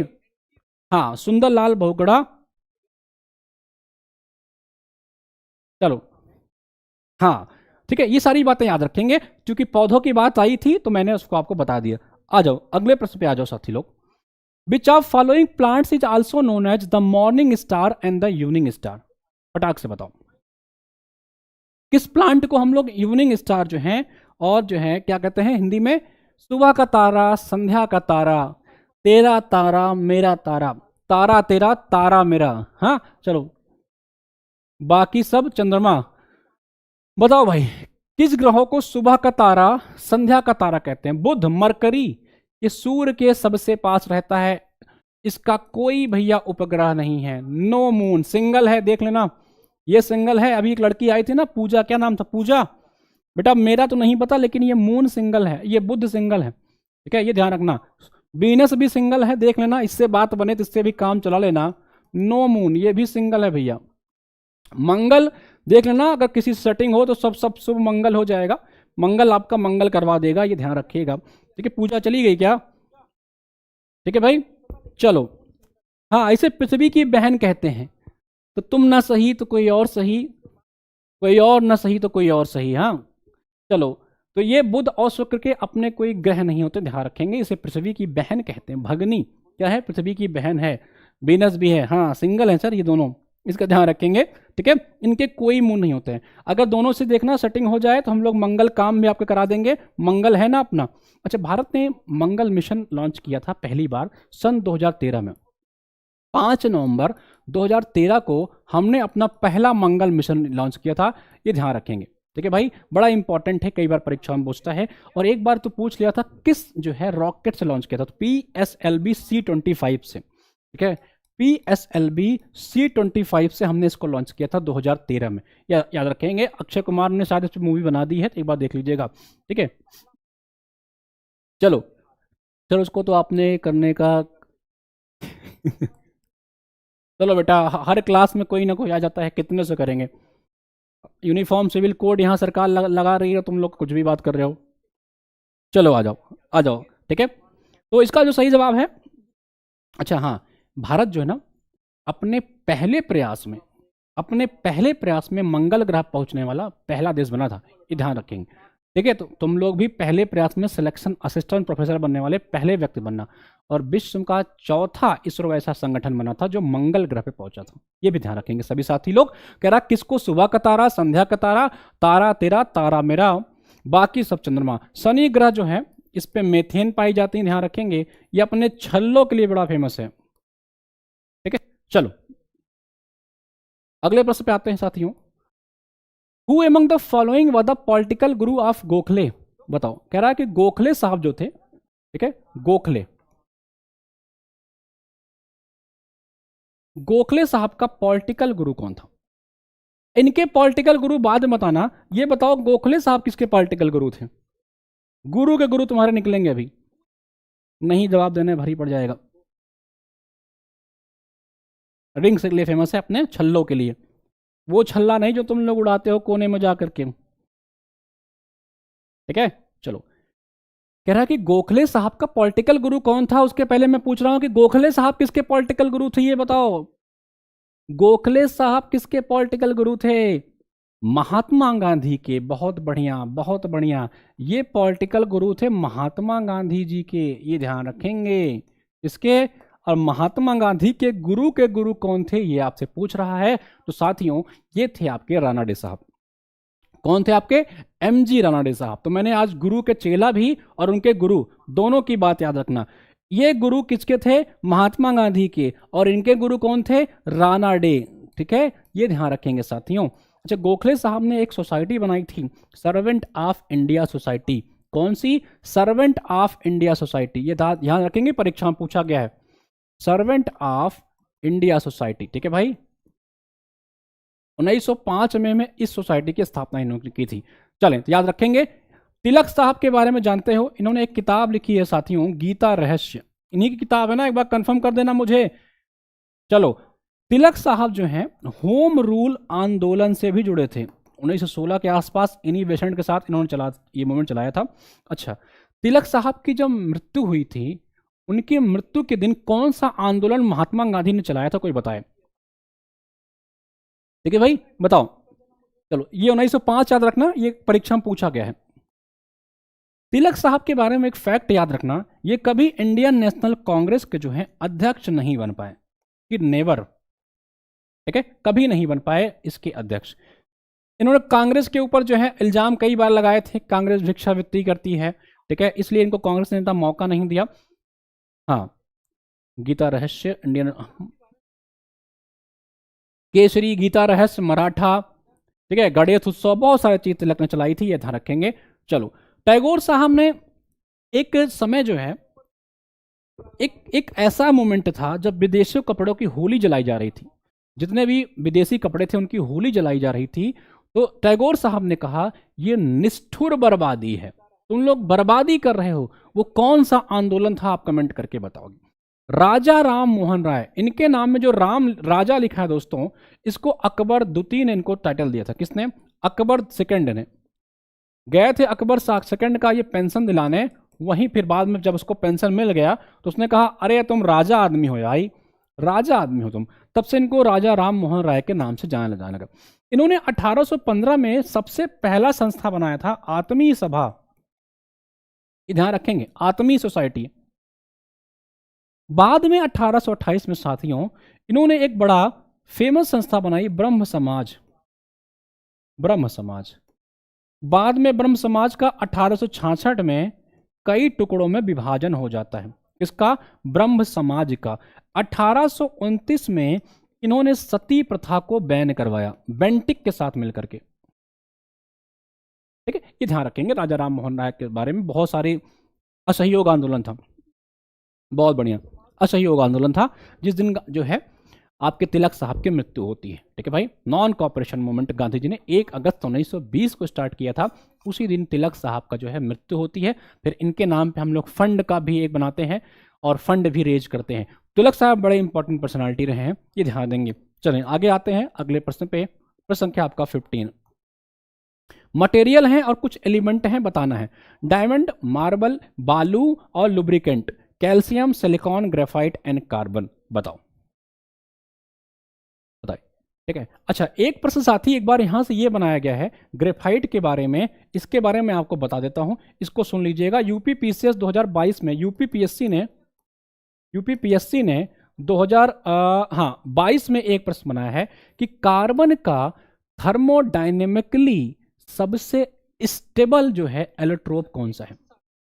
अगर पूछे कार्बन का सबसे स्टेबल जो है एलोट्रोप कौन सा है साथियों, तो ध्यान रखेंगे कार्बन का सबसे जो स्टेबल, मोस्ट स्टेबल एलोट्रोप है वो है आपका ग्रेफाइट, मोस्ट स्टेबल। अगर पूछे, ये 2022 में पूछा गया है, ठीक है, तो ग्रेफाइट है। हीरा, डायमंड क्या है भाई, किसका अपर रूप है, ये आपके कार्बन का है, कार्बन का एलोट्रोप है। तो एक का चौथा कहीं मिल रहा है, बहुत बढ़िया, एक ही जवाब से आपका मिल गया। और संगमरमर किसका है, कैल्शियम का है, ये ध्यान रखेंगे, ठीक है। बालू किसका है, सिलिकॉन का है, ये ध्यान रखेंगे। स्नेहक किसका है, ग्रेफाइट किसका है, लुब्रिकेंट आपका ग्रेफाइट का है, ये ध्यान रखेंगे, ठीक है। अच्छा, सिलिकॉन और जर्मेनियम जो होते हैं साथियों, इसे हम लोग कहते हैं अर्धचालक, सेमीकंडक्टर, अर्धचालक कहते हैं, ये ध्यान रखेंगे, सेमीकंडक्टर, ठीक है। ये कई बार परीक्षा में पूछे गए हैं, ठीक है। ऑप्शन नंबर बी हो जाएगा इसका करेक्ट, 15 का बी, बहुत बढ़िया। याद रखेंगे जितनी बातें बताई हैं सब परीक्षा में आई हैं। पित्ताशय में जो आपका गाल ब्लैडर होता है, उपस्थित जो पित्त रस होता है, किसका पाचन करते हैं। The bile juice present in the gall bladder, ठीक है। ये जो गाल ब्लैडर है इसमें जो जूस होता है ना, ये पूछ रहा है कि किसका डाइजेशन करता है, फैट का, प्रोटीन का, कार्बोहाइड्रेट का या न्यूक्लिक एसिड का, बताइए। पित्ताशय, प्रश्न क्या आपका 16 है। सर मैं जा रहा हूँ क्लास रिकॉर्ड देख, ठीक है, ठीक है पूजा, ठीक है, बाय, चलो आ जाओ। फैट का, बहुत बढ़िया, बहुत बढ़िया, ठीक है, ये ध्यान रखेंगे। अच्छा, एक बात ध्यान रखेंगे साथियों, अगर आपके पित्ताशय में स्टोन हो गया ना, तो एक परीक्षा में प्रश्न आया है स्टोन किसके डाइजेशन को कम कर देता है, ठीक है। अगर स्टोन हो गया तो ये फैट के डाइजेशन को आपको जो है लो कर देगा, ये ध्यान रखेंगे, ये भी परीक्षा में आया हुआ है। तो ये प्रश्न का आपका हो जाएगा ए जवाब सही। चलो, the vice president of India is elected by, बताओ। ये तो बहुत शानदार प्रश्न है, बहुत सरल प्रश्न है। भारत का वाइस प्रेसिडेंट कैसे सेलेक्ट होता है? Member of Lok Sabha, member of Rajya Sabha, member of Lok Sabha Rajya Sabha and legislative assembly, members of Lok Sabha Rajya Sabha legislative assemblies and councils of state. बताओ। देखो, वाइस प्रेसिडेंट ऑफ इंडिया के बारे में साथियों मैंने कई दफा आपको बताया है, इसके लिए हमें स्टेट्स की जरूरत नहीं है, ठीक है। इसके लिए हम केवल जो है आपके मेंबर ऑफ पार्लियामेंट से ही काम चला लेते हैं, और इसमें इलेक्टेड प्लस आपके सिलेक्टेड सारे मेंबर पार्टिसिपेट कर सकते हैं, ठीक है। ये ध्यान रखेंगे। तो लोकसभा के सदस्यों द्वारा, राज्यसभा के सदस्य द्वारा ही कर लिया जाता है, तीसरा नहीं है, चौथा नहीं है, तो 1 और 2 ओनली होगा। आर्टिकल 66 में इसकी चर्चा की गई है, इसको भी ध्यान रखेंगे, ठीक है। चलो, 17 का सी हो जाएगा। क्या पूछा इसमें? केवल तीसरा।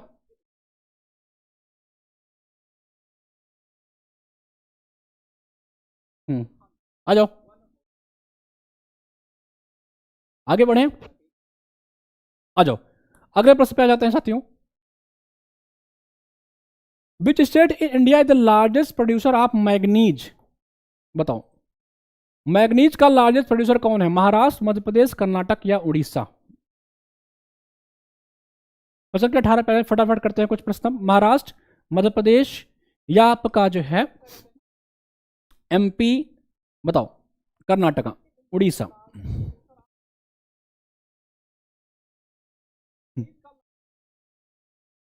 पूजा जाओ मत यार, यहीं रहो, रह जाओ। पूजा देखो, अक्षय देखो तुमसे इतना रिक्वेस्ट कर रहा है, तो यहीं रह जाओ भाई। कोरापुट ए, महाराष्ट्र, मध्य प्रदेश। देखो भाई, लेटेस्ट डेटा देखोगे तो अभी के डेटा के हिसाब से मध्य प्रदेश जो है मैग्नीज का सबसे बड़ा प्रोड्यूसर है, ठीक है। यहां का एक रेंज है बालाघाट, ये अपने मैग्नीज के लिए जाना जाता है, इसको ध्यान रखेंगे साथियों। टॉप 3 अच्छा याद रखेंगे, यहां पे पूछ रहा है प्रोड्यूसर। अगर पूछता कि सबसे ज्यादा रिजर्व किसके पास है तो उड़ीसा हो जाता। अगर रिजर्व की बात करता तो उड़ीसा हो जाता। ये प्रोड्यूसर की बात कर रहा है, तो प्रोड्यूसर मध्य प्रदेश जाता है बालाघाट रेंज में जो है। सर विधानसभा सर के निर्वाचित भी तो होते हैं, नहीं होते हैं, वाइस प्रेसिडेंट में नहीं होते हैं, ठीक है भाई, वो प्रेसिडेंट में होते हैं साथियों। सुष्मिता वो प्रेसिडेंट में होते हैं। बालाघाट, छिंदवाड़ा, बहुत बढ़िया, ठीक है। और भंडार पूछता, रिजर्व तो उड़ीसा में सबसे ज्यादा है। अच्छा, टॉप 3 प्रोड्यूसर पूछता, अगर टॉप 3 आपके प्रोड्यूसर पूछता कि टॉप 3 कौन कौन से हैं, तो एक तो मैंने एमपी बता ही दिया आपको, दूसरा आपका महाराष्ट्र होता, और तीसरा आपका उड़ीसा होता, ठीक है। ये प्रोड्यूसर टॉप 3 है, ध्यान रखेंगे।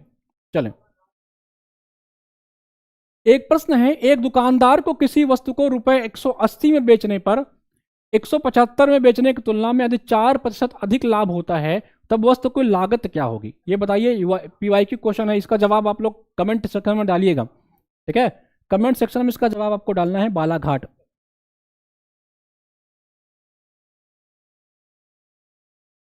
ठीक है। आ जाओ, चलो, मान के चलो किसी उसकी कॉस्टिंग प्राइस और लगा के देखते हैं, तो आ जाएगा तो अच्छी बात है। कॉस्टिंग प्राइस, मार्केटिंग प्राइस और सेलिंग प्राइस, 3 चीज होती हैं। कह रहा है कि एक दुकानदार को किसी वस्तु को रुपए 180 में बेचने पर, मतलब सेलिंग प्राइस 180 रुपए है, ठीक है, 180 में बेचने पर 175 में बेचने की तुलना में, मतलब अगर 175 रुपए की बेचता तो उससे 4% का अधिक लाभ होता। मतलब अगर वो 5 रुपए ज्यादा बेच रहा है, 5 रुपए, ठीक है, तो उसे 4% का ज्यादा लाभ हो रहा है ना, तब वस्तु की लागत क्या है? अगर इसमें 25 से मल्टीप्लाई कर लें, 100 कर लेंगे, तो 5 गुणे 25 इधर भी कर लोगे तो 100% आ जाएगी इसकी कॉस्ट। 25 पंचे 125 होगा क्या भाई? देखना इसमें क्या, इसका जवाब बी होगा क्या? 19 का जवाब बी होगा क्या? बहुत बढ़िया, बहुत बढ़िया। देखो सिंपल ट्रिक है यार। 5 रुपए इसका देखो डिफरेंस कितना हो रहा है, 5 रुपए का हो रहा है। 5 रुपए का गैप, उसको 4% का लाभ हो रहा है, तो हमको 100 बनाना होता है परसेंटेज के सवालों में। तो हमने 100 बनाने के लिए 25 इधर मल्टीप्लाई कर दिया, 25 उधर भी कर दिया, तो हमारा कॉस्टिंग प्राइस आ गया, ठीक है। कौन सा प्रश्न था ये? 19 था। हम लोग तो अपने जमाने में ऐसे ही लगाया करते थे। अब आप लोग देख लो, एक्स मानना हो तो एक्स मानो, प्रेजेंट को मानो तो प्रेजेंट को मान लो। चलो आ जाओ। कांग्रेस के प्रेसिडेंट है, सेशन दिया गया है, बताना है कौन इसके अध्यक्ष रहे हैं। पहला है आपका एम ए अंसारी, सरोजनी नायडू, पुरुषोत्तम दास टंडन, सुभाष चंद्र बोस। बताओ सुभाष चंद्र बोस किस किस अधिवेशन में रहे भाई? सुभाष चंद्र बोस का कब कब बने हैं कांग्रेस के अध्यक्ष? एक तो हरिपुरा में और दूसरा त्रिपुरी में, ठीक है। 1938 में यहां बनते हैं और 1939 में यहीं बनते हैं। ये ध्यान रखेंगे, बड़ा इंपॉर्टेंट सेशन है। हरिपुरा आपके गुजरात में है और ये आपके मध्य प्रदेश में है, जबलपुर में। देखो हरिपुरा अधिवेशन में इनके खिलाफ कोई नहीं लड़ा। इनको कहा गया भैया तुमको हम जो है डायरेक्ट बना दे रहे हैं, आराम से चलो। हाँ ठीक है, ये ध्यान रखेंगे। इसमें इनके खिलाफ इनकी फील्डिंग सेट करवाने के लिए महात्मा गांधी ने पट्टाभी सीतारमैया को उतारा। लेकिन भैया सुभाष चंद्र बोस काफी पॉपुलर हो गए थे, पट्टाभी साहब को पटकनी दे दिए, हार गए पट्टाभी साहब। तो बाद में महात्मा गांधी ने इसको अपनी हार मानी। फिर सुभाष चंद्र बोस ने त्रिपुरी अधिवेशन के बाद इस्तीफा दे दिया और फिर अपनी एक खुद की पार्टी बना ली, फॉरवर्ड ब्लॉक। ये ध्यान देंगे। बाद में पट्टाभी भी नहीं बन पाए, ये भी नहीं बन पाए, और फिर आपके बन गए राजेंद्र प्रसाद। इनके इस्तीफे के बाद जो अध्यक्ष बनते हैं वो होते हैं आपके राजेंद्र प्रसाद, और यही बाद में आपके भारत के पहले राष्ट्रपति बनते हैं। ये ध्यान रखेंगे। तो सुभाष चंद्र बोस का लगा लो हरिपुरा में। डी कवन कहाँ पे? डी कवन एक ही जवाब आपको मिल गया। ए का तीसरा M.A. अंसारी साहब, ये मद्रास में बने थे, बहुत बढ़िया जवाब। टंडन साहब आपके बने थे बी का चौथा, नासिक में, बहुत बढ़िया जवाब। सी का दूसरा नायडू जी बनी थी कानपुर में। नायडू जी बनी थी कानपुर में 1925 में। ये बनती हैं इंडियन नेशनल कांग्रेस की पहली महिला अध्यक्ष। पहली महिला कौन सी? भारतीय। First women president of Indian national Congress पूछे तो सरोजिनी नायडू थी। अच्छा पहली वुमेन कौन थी ये बताना जरा, ये बताना। हाँ कि देखो मैंने कहा कि पहली इंडियन वुमेन बनी थी नायडू साहब। अच्छा सरोजिनी नायडू को हम लोग नाइट एंगल भी कहते हैं, भारत कोकिला, ठीक है, इनको जानते हैं, ध्यान रखेंगे, ठीक है। इनको हमने भारत कोकिला का उपाधि दी है। रविंद्रनाथ टैगोर ने इनको भारत कोकिला की उपाधि दी थी, और रविंद्रनाथ टैगोर ने निष्ठुर बर्बादी कहा था। ये मैंने आप सभी से पूछा था किस आंदोलन के समय? हाँ जी। तो एनी बेसेंट बनती हैं first women president of Congress 1917 में। बहुत बढ़िया जवाब, इसको ध्यान देंगे सभी साथी लोग। इसका जो सही जवाब होगा वो होगा आपका ऑप्शन नंबर सी, ठीक है, सी। आगे बढ़े। भारत कोकिला बाद में ये बनती हैं आपकी उत्तर प्रदेश की राज्यपाल भी बन जाती हैं 1949 में, 47 में से 1949 तक रहती हैं। द डॉक्यूमेंट विजन 2020 किससे संबंधित है? अगर किसी साथी ने मेरा PYQ देखा होगा तो मैंने इसको बता रखा है। मैंने एक आपको कॉन्सेप्ट बताया था पूरा वाला, याद है पूरा वाला concept? Providing urban amenities in rural areas. ये कॉन्सेप्ट सन 2003 में आया था साथियों, और इस कॉन्सेप्ट को दिया गया था APJ अब्दुल कलाम के द्वारा, जो भारत के राष्ट्रपति बनते हैं, याद रखेंगे। और इनको हम लोग मिसाइल मैन ऑफ इंडिया के नाम से भी जानते हैं, ठीक है। इन्होंने कॉन्सेप्ट दिया था पूरा, और इन्हीं का एक कॉन्सेप्ट था विजन 2020, विकसित भारत, भारत को विकसित करना है। और ये किससे था भैया? इकोनॉमिक डेवलपमेंट, आर्थिक विकास, ठीक है, इकोनॉमिक डेवलपमेंट से संबंधित था। या सर आप ये ध्यान रखेंगे सभी साथी लोग। उसी का हिस्सा था आपका पूरा, ये पूरा था ना, उसी का हिस्सा था साथियों, ये ध्यान रखेंगे। चलें। The legislative assembly of Delhi is divided into. चलो बताओ भैया दिल्ली के बारे में बताओ जरा, ठीक है, दिल्ली के बारे में बताओ। अच्छा दिल्ली की शुरुआत हम लोग करते हैं मुगल नहीं, आपका करते हैं दिल्ली सल्तनत से। तो दिल्ली का जो पहला राजा बनता है यहाँ का, वो था आपका कुतुबुद्दीन ऐबक। उन्होंने दिल्ली सल्तनत की स्थापना याद रखेंगे, इसकी स्थापना करती है। हालांकि इसने ये दिल्ली की गद्दी पे कभी बैठा नहीं, ये हमेशा लाहौर से शासन किया। अगर पूछे कि दिल्ली की गद्दी पे, मिर्जापुर की गद्दी पे नहीं, दिल्ली की गद्दी पे पहली बार कौन बैठा, तो वो था आपका इल्तुतमिश। ये मैं बात कर रहा हूं दिल्ली सल्तनत के टाइम की। अगर मैं बात करूं मुगलों के टाइम पे, तो बाबर ने जो है यहां से राज करना स्टार्ट किया था, बाबर, रखेंगे, ठीक है। 1526 में बाबर ने पानीपत का युद्ध जीता, ठीक है, इब्राहिम लोदी लोग हराकर। फिर बाबर ने कहा भैया अब दिल्ली हमको भा गई है। चले, आज़ादी के बाद अगर मैं बात करूं, आज़ादी के बाद मैं बात करूं तो आज़ादी के बाद दिल्ली में जो है असेंबली नहीं थी। आज़ादी के बाद दिल्ली में असेंबली नहीं थी साथियों, ये ध्यान रखेंगे। हमने 69th कॉन्स्टिट्यूशन अमेंडमेंट एक्ट 1991 के माध्यम से दिल्ली में असेंबली इंट्रोड्यूस किया। अब आपसे उसी असेंबली की सीटों के बारे में पूछ रहा है, और पहली बार जो है साथियों यहाँ पे 92-93 के आसपास चुनाव किया जाता है, ये ध्यान रखेंगे। और यहाँ चौधरी प्रकाश ब्रह्मा यादव, ठीक है, चौधरी प्रकाश यादव जी दिल्ली के पहले चीफ मिनिस्टर बनते हैं। अच्छा, दिल्ली के साथियों याद रखेंगे अब तक दिल्ली में कुल 4 महिला सीएम बन चुकी हैं, ठीक है। सुषमा स्वराज आपकी थी, इसके अलावा भी आपकी जो लेटेस्ट में है रेखा गुप्ता जी हैं, ठीक है, शीला दीक्षित जी रह चुकी हैं, और एक आम आदमी पार्टी से रह चुकी हैं, ठीक है। तो 4 सीएम महिला बन चुकी हैं दिल्ली में। अब आपसे कह रहा है कि भैया दिल्ली को कितने सीटों में विभाजित किया गया है साथियों, तो सही जवाब हो जाएगा इसका आपका ऑप्शन नंबर सी। बहुत बढ़िया, बहुत बढ़िया। कौन सा प्रश्न था आपका? प्रश्न आपका 22 था, ठीक है। आ जाओ, ठीक है, सॉरी 70, ठीक है, 22 का डी हो जाएगा सही जवाब, 70, सॉरी माफ कर सीधे डी। तो ये सारी बातें दिल्ली के बारे में याद रखेंगे। सर एनसीआर, हाँ, नेशनल कैपिटल टेरिटरी या रीजन जो है ये भी दिल्ली को घोषित किया गया था इसी के द्वारा। आ जाओ, the population density of India increase from in the year 2001 to 2011। बताओ 2001 से 11 के बीच में भारत की पॉपुलेशन डेंसिटी कितनी बढ़ी? अच्छा, यूपी की पूछे तो कितनी बढ़ी भाई? यूपी की पूछता है कभी कभी, ठीक है। आप भारत की बताओ, मैं यूपी की बताता हूं। चलो देखो, यूपी की बात करें साथियों, याद रखेंगे यूपी की जो पॉपुलेशन डेंसिटी आज के समय है 2011 में वो है 829। कितनी है आपकी? 829, याद रखेंगे। अब आपकी भारत की पूछ रहा है, कई साथी लोग जवाब दे रहे हैं डी, बहुत बढ़िया, ठीक है। इंडिया के 267 से कितने हो गई थी? 382 हो गई है, बहुत बढ़िया। यूपी की 690 से 829 हो गई थी, ठीक है। 629 से सॉरी 690 से 829 हो गई थी यूपी की, 690 से 829 हो गई थी यूपी की, और भारत की 267 से 382 हो गई थी। सबसे ज्यादा डेंस जो है भारत में वो है आपका बिहार, ये भी ध्यान रखेंगे। अगले प्रश्न पे आते हैं। पंचायती राज से संबंधित कुछ कमेटी दी गई, मैंने 10वीं बार बताया हुआ आपको, अब इसकी क्रोनोलॉजी बताइए।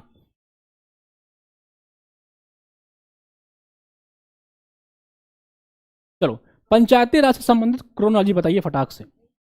24 राव समिति, एल.एम. सिंघवी, सब बता रखा है आप सभी को कई बार। 1986 मंत्री साथियों याद रखेंगे, इसी कमेटी ने कॉन्स्टिट्यूशन स्टेटस देने की बात कही थी,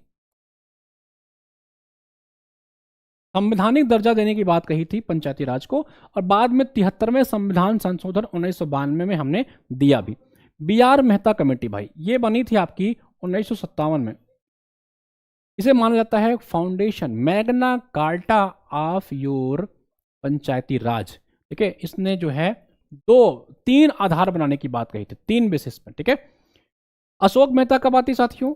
1977 में आती है, याद रखेंगे। अशोक मेहता 1970 में।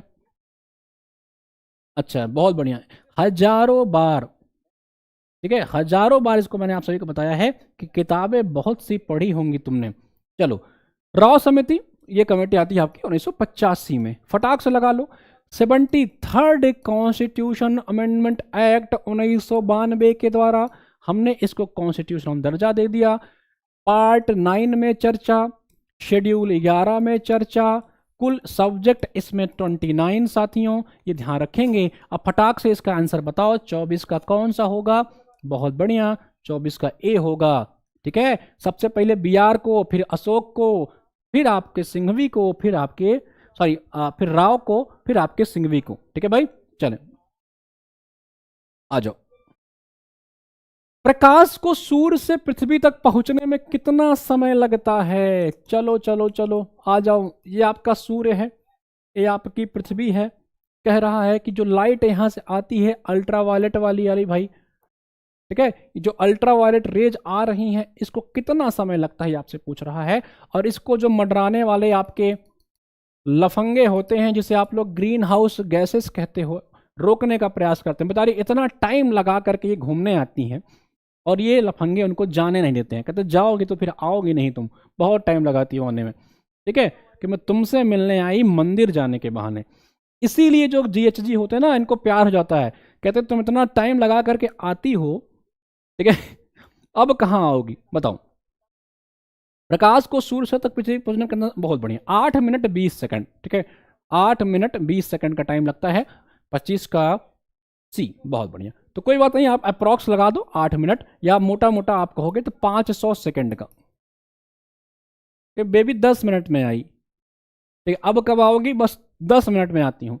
तो विद इन 10 मिनट आ जाती हैं, ये ध्यान रखेंगे। 8 मिनट 20 सेकंड में आती हैं भाई, इसको ध्यान रखेंगे। चलो, 1756 में फुल्टा जो है चर्चा में आया था। ये क्या था, फुल्टा क्या था बताओ जी। तुझसे न जाओ, हाँ, अभी न जाओ छोड़कर, अभी तो ग्रीन हाउस बनाना है। तो कितना प्यार है। अच्छा, इसका नाम ग्रीन हाउस क्यों पड़ा, हमारे गुरुजी ने हमको बताया था। हमने एक बार उनसे कहा सर इसका नाम ग्रीन हाउस ही क्यों रखा गया। उन्होंने कहा बेटा देखो, ये इतना मेहनत करके आती हैं, सूर्य से निकल करके पृथ्वी पे भ्रमण करने आती हैं, इन लफंगों को इनसे प्यार हो जाता है। अब वो बेचारी डिसाइड नहीं कर पाती कि शादी किससे करें। सबने कहा कि मैं तुम्हारे लिए घर बनाऊंगा, सपनों का घर होगा। कहाँ तुम जा रही हो यार, सूरज के पास वापस, यहीं धरती पर रहेंगे। ठीक है, ले चले तुमको सितारों के शहर में, धरती पे ये दुनिया जीने नहीं देगी। तो ये अपना घर बनाने की बात करते हैं, हरा भरा घर बनाने की बात करते हैं, इसलिए ग्रीन हाउस गैसेस का नाम रखा गया। तो आप भी याद रखना ऐसे ही। उल्टा क्यों आया था भाई, एक अंग्रेज अधिकारी का नाम था, एक जहाज का नाम था, एक इमारत का नाम था टापू। जहाज का नाम याद है कोई क्या, कोई जहाज का नाम आपको याद है इतिहास में, कोई फेमस जहाज इतिहास में? काम गाटा मारू याद है, काम गाटा मारू। चलो सर, आपका मॉक टेस्ट कहाँ मिलेगा, ऐप पे मिलेगा, पूजा ऐप पे, एचएनधन ऐप पे मिलेगा। ठीक है भाई, चलो देखो, एक जो है ये एक टापू था, एक आइलैंड था, ये ध्यान रखेंगे। This was an island. Actually में क्या होता है, सिराज दौला जो होता है ना, ये अंग्रेजों को समझाता है कि ज्यादा यार तुम लोग बहुत होशियारी कर रहे हो, वहीं तक अपना काम करो, हमारे घर में दौड़ा दौड़ा के मारेंगे। अंग्रेज मानते नहीं हैं इसकी बात, और ये क्या करता है, अंग्रेजों को दौड़ा के मारता है, दौड़ा लेता है। तो अंग्रेज भागते भागते जो है एक आइलैंड चले जाते हैं। ठीक है, हुगली नदी, बंगाल में हुगली रिवर के ऊपर एक आइलैंड होता है, उसका नाम था फुल्टा। ठीक है, और सब जा करके उसी फुल्टा पे बस जाते हैं। यहीं से सिराजुद्दौला की जो है फील्डिंग सेट करने का कार्यक्रम शुरू कर दिया जाता है साथियों। इसीलिए कहते हैं किसी को खत्म करो तो जड़ से खत्म करो, ठीक है, नहीं तो उसको छोड़ो ना। इसी फुल्टा द्वीप पे जाकर के पूरे की पूरी जो है प्लासी के युद्ध की प्लानिंग होती है। प्लासी जो 1757 में होती है, और यही भारत में जो है अंग्रेजों का पहला जो है वेलकम कर दिया जाता है। तो याद रखेंगे टापू। ठीक है, कौन था प्लासी के समय भारत का वायसरॉय या आपका जो भी रहता हो गवर्नर जनरल, नाम बताना। चलो देखो भाई, अगर आपको जुड़ना है हमारे बैच से, यूपीजीडीसी की तैयारी कर रहे हैं, तो आप हमारे अंतिम संकल्प बैच से जुड़िए। आपको सब कुछ, पूरी class, notes, test series, current affairs सब कुछ मिल जाएगा। इसके बाहर कुछ नहीं लेना है आपको। जो मैं पीडीएफ पढ़ा रहा हूं और कुछ एक्स्ट्रा 30 से ज़्यादा मॉक टेस्ट चाहिए पीडीएफ फॉर्मेट में, तो सिर्फ 99 में आप ले सकते हो जीएस का मॉक टेस्ट। अगर आपको हमारे कंटेंट चाहिए जो हिंदी इंग्लिश दोनों में मिल जाएंगे, 10-10, 12-12 पेजेस में आप आराम से रिवाइज कर सकते हो, तो आप कंटेंट बैच ले सकते हो। उसके अलावा साथियों, अगर आप किसी अन्य परीक्षा की तैयारी कर रहे हो, जैसे आपको UP GDC, UP higher, GIC, HEO, इन सब का कॉम्बो चाहिए, तो एक कॉम्बो बैच ले होगा। आपको एक ही बैच में 4 से ज़्यादा बैच मिल जाएंगे। इसकी फीस जो है आपको 2799 नहीं देनी है, ये फीस जो है आपको मात्र 699 देनी है, ध्यान रखेंगे। मास्टर बैच चाहिए, मल्टीपल एग्जाम की तैयारी करो तो आप मास्टर बैच ले लेना। इसके अलावा आप किसी अन्य परीक्षा की स्टडी मटेरियल लगा आपको चाहिए, नोट क्लास नहीं चाहिए, सिर्फ स्टडी मटेरियल चाहिए, तो आप स्टडी मटेरियल वाले सेक्शन में जाओगे तो आपको यहाँ पे इलाहाबाद हाई कोर्ट का, इसके अलावा बहुत सारी परीक्षाएं हैं, जैसे आपके लेखपाल का देना हो, एचईओ का देना हो, मॉक टेस्ट चाहिए, अगर हिंदी साहित्य के विद्यार्थी हैं तो वो मॉक ले सकते हैं। इसके अलावा यूपीपीएससी आरओ का, लोअर पीसीएस का, जीएस का केवल नोट्स चाहिए तो नोट्स ले सकते हो। ठीक है, सारे सुविधा आपके लिए अवेलेबल हैं, तो आप अपनी सुविधा अनुसार बैचेस को बाई कर लो। और हम लोग ने यूपी एचएससी एडवर्टीजमेंट जो अभी आपका चल रहा है, जो बीएड की वैकेंसी आई है, बीएड वालों के लिए भी हमने क्लास निकाल दिया है। ठीक है, जिनको बीएड का एग्जाम देना हो वो ये बैच ले लेंगे, मात्र 399 में आपको पूरा का पूरा बीएड की तैयारी मिल जाएगी। कंटेंट चाहिए हायर के लिए तो कंटेंट ले सकते हो, टेस्ट चाहिए तो टेस्ट बाई कर सकते हो। और अगली वैकेंसी जो आने जा रही है एडवर्टीजमेंट 52 अगस्त में, उसकी तैयारी भी लेकर के कर सकते हो। अभी 4 क्वेश्चन बचे हुए हैं, भागना नहीं है। ठीक है भाई, आ जाओ। अच्छा हाँ, जिन साथियों का इंटरव्यू लगा हुआ है वो इंटरव्यू के इस ग्रुप से जुड़ जाइए, फ्री आप कास्ट है, कोड लगा लीजिएगा UPHESC, इसका पैसा नहीं देना, फ्री में है। ठीक है, चलो अगले प्रश्न की तरफ मूव करते हैं। सिपरी रिपोर्ट में शीर्ष हथियार आयातक देश कौन है? करंट अफेयर के प्रश्न होंगे, अब बताओ। जो सिपरी रिपोर्ट आई है, टॉप आर्म्स इंपोर्टर कंट्री कौन बना है? देखो भाई, अगर इसमें भारत की रैंक पूछे ना तो भारत की रैंक इसमें सेकंड है। अगर सऊदी अरब की रैंक पूछे तो इसकी थर्ड है। पहली पूछ रहा है, पहली किसकी रैंक है? यूक्रेन की। ठीक है, पहली किसके भाई? कैनिंग था। 52 अगस्त तक आएगी, इसने हम अगस्त तक आएगी वैकेंसी 52 की। चलो याद रखेंगे। अगले प्रश्न पे आते हैं। एमएसपी जो है जूट की क्या निर्धारित की गई है? जूट की बताओ। अच्छा, एमएसपी के बारे में साथी थोड़ा जान कर लीजिएगा। ठीक है, सीएसीपी जो है इसको निर्धारित करती है। 1985 में इसका गठन हुआ था। भारत सरकार जो है कुल 23 फसलों पे एमएसपी देती है, जिसमें से एक गन्ना भी होता है। ठीक है, ये ध्यान रखेंगे। CACP, cabinet committee on economic affair, ये इसका वो करती है, 22-23 फसलों पे दिया जाता है। आपसे एमएसपी पूछ रहा है जूट का। ओके, आ जाओ। 28 का मैंने ये प्रश्न इसलिए रखा है कि कभी हाल ही में किसी परीक्षा में पूछ लिया गया था। ठीक है, 5925 है, ये ध्यान रख लेंगे, इसलिए मैंने यहां पे उठा लिया प्रश्न को। ठीक है, चलो इसको ध्यान रखेंगे। अगला प्रश्न की तरफ मूव करते हैं। प्रश्न संख्या आपका 29।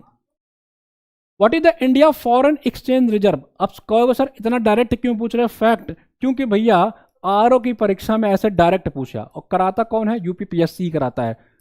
ठीक है, तो थोड़ा बहुत इसको याद रखना, क्योंकि इकोनॉमिक्स वाले जो प्रश्न होते हैं ना, इकोनॉमिक्स वाले, वो लोग करंट अफेयर ज्यादा पूछ लेते हैं। ऐसे एलटी ग्रेड में पूछा गया है।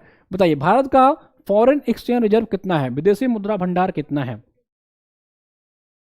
इकोनॉमिक्स के बच्चे 2-3 प्रश्न आते हैं और करंट अफेयर से पूछ जाते हैं। ठीक है, करंट अफेयर के क्वेश्चन ऐसे ऐसे ही आ जाते हैं सब, बजट से, करंट से, ऐसे प्रश्न आ जाते हैं आप सभी के। ठीक है, चलो बताओ कितना है? तो सही जवाब है आपका 728.49 बिलियन डॉलर है। ये ध्यान रखेंगे, भारत का जो एक्सचेंज रिजर्व रेट है इस समय, भारत का विदेशी मुद्रा भंडार है। What is the GDP base year been change to? बताओ, भारत का जीडीपी जो है, देखो अभी तक जो जीडीपी का आधार वर्ष था साथियों, ये ध्यान रखेंगे, वो 2011 और 12 है। अब कह रहा चेंज होके कितना हो जाएगी? देखो मैंने आपसे 10 बार बताया। ठीक है, विश्वनाथ गोल्डार कमेटी है। कौन सी कमेटी है? विश्वनाथ गोल्डार कमेटी। इसने जीडीपी के बेस ईयर को चेंज करने की बात कही है और इसको डबल करने की बात कही है। क्या 20 दिन में लोगों के पैसे डबल हो गए, इसको डबल कर दो। 11 का डबल कितना हो गया? 22 हो गया, ये लगा लो। ठीक है, ऑप्शन नंबर डी 28 का सी। ठीक है, गोल्डार कमेटी ने इसका सुझाव दिया है, ध्यान रखेंगे। तो ये खत्म होते हैं ना आपके सारे सवाल। ठीक है, अब आपको कमेंट करना है कि आपके कितने सवाल सही हुए 30 में। 30 में आपके कितने सवाल सही हुए। ये होता है खत्म। कल मिलते हैं अगली कक्षा के साथ। और हाँ, हम लोग जो है अब रिवीजन करेंगे आपके जो है वन शॉट मैराथन टाइप के HN एग्जाम्स चैनल पे। तो सभी साथी लोग HN एग्जाम्स चैनल को सर्च करके सब्सक्राइब कर लीजिएगा। वहां पे मैं मैराथन कराऊंगा और यहाँ पे आपका जो है मॉक चलता रहेगा। ठीक है, तो मॉक मेरा टारगेट है आपकी परीक्षा तक। ये मॉक नंबर 33 था। ठीक है, तो जिन साथियों ने अब तक मॉक नहीं देखा हो 32 जाकर के प्लेलिस्ट में देख लेना। एक मॉक से आपके 100+ क्वेश्चन प्रिपेयर होते हैं। चलिए सभी साथियों को शुभकामनाएं। पढ़िए बढ़िए और बैच से जुड़िए। बैच के लिए आपको कुछ नहीं करना है, टेस्ट सीरीज चाहिए, कुछ भी चाहिए, HN अध्ययन ऐप डाउनलोड कर लीजिए। और सबसे सही होता है कॉम्बो बैचेस। ठीक है, तो जिन साथियों को कॉम्बो लेना है वो कॉम्बो बैच लीजिए, सबसे बेहतरीन होता है कॉम्बो क्लासेस।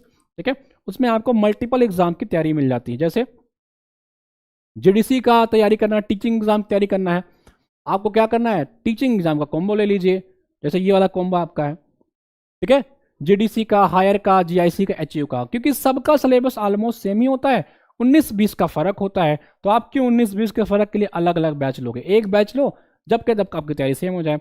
2-4 टॉपिक अलग होते हैं, उसके लिए आप पूरा पूरा बैच क्यों लोगे, उसके लिए आप कॉम्बो में सब आपको मिल जाएगा। 2 साल की वैधता, ये कॉम्बो ले लोगे तो UP GDC, UP HSC, GIC, HU सबकी तैयारी एक साथ हो जाएगी, और इसमें सबका अलग अलग बैच मिलेगा, एक ही बैच नहीं रहेगा। इसके जब व्यू डिटेल पे आप जाओगे, इसके व्यू डिटेल पे जाओगे, इसके जाना सब कोर्सेज में, तो इसमें जब आप देखोगे ना, तो इसमें आपको देखो अंतिम संकल्प है, धनवंतरी बैच है, बीएड वालों का बैच यहीं पे है, 52 वाला बैच यहीं पे है, जीआईसी का बैच, तो सारे बैच एक ही जगह आपको मिल जाते हैं, अलग से कुछ नहीं लेना पड़ता है। ठीक है, सर इलाहाबाद हाईकोर्ट का एग्जाम कब होगा? श्री इलाहाबाद हाईकोर्ट का एग्जाम का जो है फील्डिंग सेट हो गई है, अब वहाँ प्री मेंस होने जा रहा है। ठीक है, जल्दी होगा, मिलिए, ये क्लास कंटिन्यू रहेगी, हाँ ये तो रहेगी कंटिन्यू। ठीक है, चलिए सभी को शुभकामनाएं, जय हिंद, नमस्कार। अच्छा हाँ, अपने स्कोर जरूर कमेंट करिएगा, ईमानदारी के साथ कमेंट